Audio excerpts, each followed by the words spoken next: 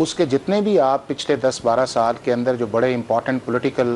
یا constitutional cases آئے ہیں اس کے اندر کسی نہ کسی جگہ سپریم کورٹ آف پاکستان نے اپنی جورسڈکشن کو ایکسیڈ کیا ہے. وہ چاہے یوسف رضا گیلانی صاحب والی ججمنٹ آئے, چاہے وہ پاناما والی ججمنٹ آئے, چاہے اس کے بعد آرٹیکل 63A والی ججمنٹ آئے,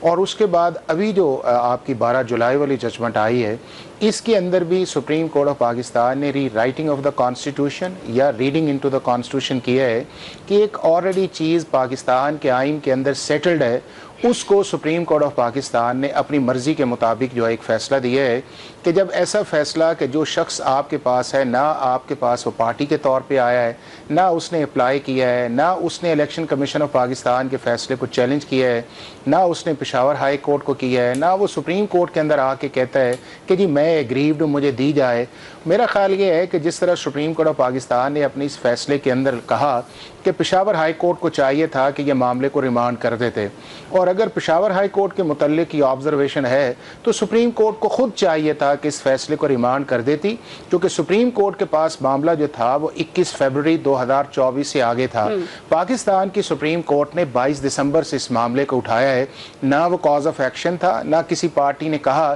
کہ جی آرٹیکل 218 یا 219 کے نیچے پاکستان کے اندر الیکشن ٹرانسپیرنٹ نہیں ہوئے, نہ SIC نے ایز اے پٹیشنر کے طور پہ کہا, نہ دوسری پولیٹیکل پارٹی سے, اور نہ ہی پاکستان کی سپریم کورٹ کے سامنے یہ کیس تھا. تو سپریم کورٹ نے جو ریٹروسپیکٹیوٹی پہ گئے ہیں, اگر یہ معاملہ تھا تو سپریم کورٹ جو ریٹرننگ آفیسرز کو اٹھاتا ہے تو انہیں چاہیے تھا کہ PTI کی درخواست جو امپلیٹمنٹ کی تھی اس کو ایکسیپٹ کرتا, چونکہ ہم بھی سپریم کورٹ میں پریکٹس کرتے ہیں کہ پہلے اگر آپ کو کوئی درخواست دیتا ہے آپ اس درخواست کی مینٹینیبلٹی دیکھتے ہیں, پھر اسے ایکسیپٹ کرتے ہیں, پھر اس کو الاؤ کرتے ہیں, اور پھر آگے بات بڑھاتے ہیں. سپریم کورٹ نے ان ساری چیزوں کو بائی پاس کیا, اور بائی پاس کر کے جو آرڈر کیا, اگر وہ آرڈر مناسب ہوتا کہ الیکشن کمیشن کو معاملہ دوبارہ بھجواتے, اور الیکشن کمیشن اگر غلط کرتا یا ٹھیک کرتا, جو ابھی بھی جسٹس یا فریدی کا ایک نوٹ آیا ہے کہ الیکشن کمیشن اس کا فیصلہ کرے, تو میرا خیال ہے کہ سپریم کورٹ آف پاکستان پہ اتنی ججمنٹ پہ کرٹیسزم نہیں ہونی تھی جس طرح اب ہو رہی ہے. اور دوسرا میرا خیال ہے کہ ایک آپ کو یاد ہوگا کہ جب یہ ساری چیزیں لائیو سٹریمنگ کی طرف چل رہی تھیں